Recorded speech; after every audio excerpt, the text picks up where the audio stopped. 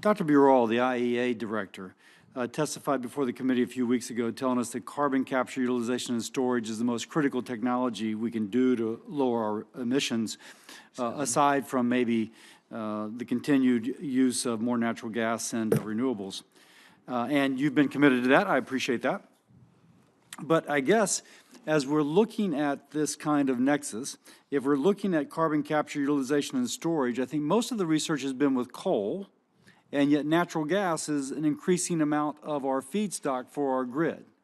So to what degree is the research being done on CCUS being directed towards the increased use of natural gas on our grid? Senator, we got a couple of, just to be really specific, we got a couple of funding opportunities here, about $60 million, $30 million of that from some front-end engineering and design on carbon capture systems. And then we've got a FOA that's out at this particular point in time for the same amount, $30 million, to continue the carbon storage assurance facility enterprise.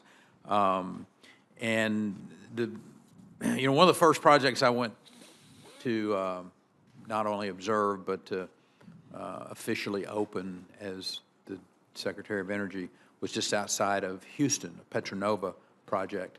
It was coal. It was a coal plant, taking 95% of the emissions out, and then taking those emissions, shipping them some 75 miles away to a crude oil field where it was used for tertiary recovery, and had a pretty massive effect on that oil field. So the stories that are out there and the real life examples of this, I think have a great role to play.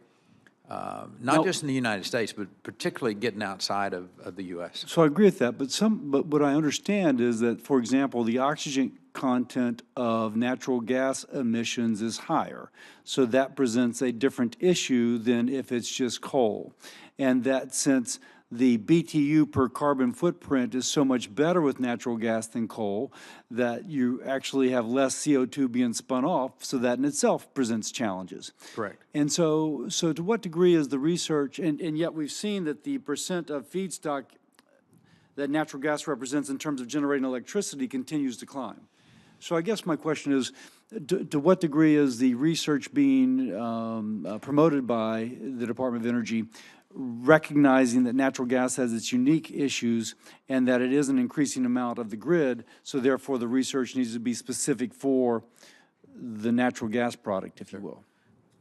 Senator, let me get back with you with any specificity about what the department's doing on the specific issue of which you ask about on natural gas. I'm good with that. Great. Next, let's talk about SPR, Strategic Petroleum Reserve. Yes, sir. Just your thoughts. Obviously, we have increased production in the United States, and we still have this large storage of oil. What are your thoughts, since we are producing so much more, as to the continued need of and long-term outlook for the SPR? Yep. Senator, I think it's really a timely discussion to have about the Strategic Petroleum Reserve. As everyone around the table, and hopefully most of the public knows, it was created right after the after the mid-'70s and the oil and gas crisis that we had in that period of time. It was put in place not only as a national security issue, but as a reserve in case of a major national disaster. We've tapped into it a number of times, our states having had hurricanes, certainly after Sandy, and having a national petroleum reserve, a strategic petroleum reserve, makes sense. Now, the world has changed in the last 42 years since it was created. Number one, the United States now is the #1 oil and gas producing country in the world. Do we need that big of a reserve, particularly with the growth of the pipeline infrastructure that we have and the growth in that infrastructure that's going to occur over the next decade. I mean, we're going to see massive amounts of pipelines being built around the country that can be part of a reserve. We have a requirement internationally to keep a certain amount of crude available for our international partners. But I think you're absolutely correct in having a public dialogue about this.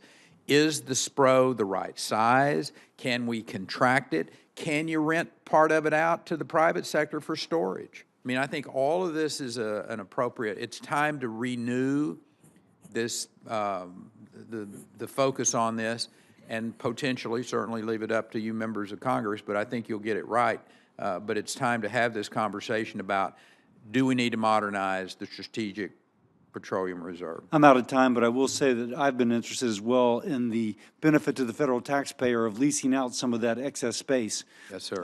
It would save a lot of future development, but I yield back. Thank you. Thank you, Mr. Secretary. Thank you.